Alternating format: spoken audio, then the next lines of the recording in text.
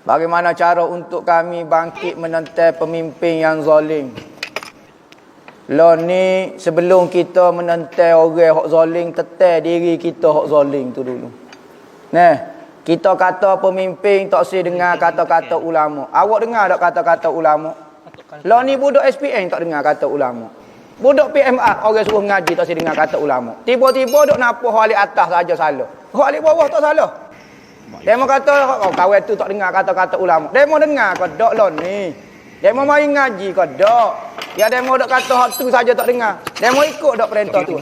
Siapa dia lebih zalim? Kalau orang tu zalim, kalau demo tak zalim, tak masuk capur, dosa dia tak naik atas kepala kita. Tapi demo dak kata orang zalim, kita zalim berat lagi. Maka Tuhan suruh diri kita dulu. Beki diri kita dulu. Jangan dok kata pemimpin saja, bukan kata hangpa nak cover pemimpin. Dok, ada jenis golongan manusia ni dia tak nampak orang pacaran. Nah, lagu tu. Tak payahlah nak menentang pemimpin yang zalim. Nah, yang menentang ni kadang-kadang hak baik pun tetap juga. Saya nak neteh hak zalim ya. Kita tengok sejarah cerita. Sayyidina Ali kena bunuh, Sayyidina Osman kena bunuh. Pemimpin zalim lagu tu. Wali Tuhan, kekasih Tuhan, orang ahli syurga kena bunuh oleh rakyat dia sendiri.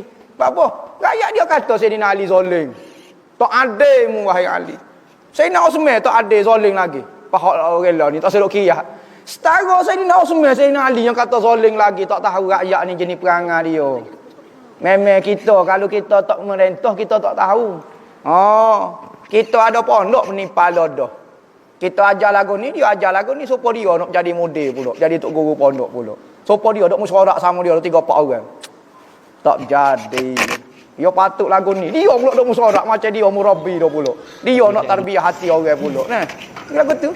Kita duduk atas tak tahu, kita duduk orang atas kita duduk patutnya lagu ni gapo apa semua. Oh, musyawarah sama dia. Dia tu 1 sampai 5 ya boleh kira.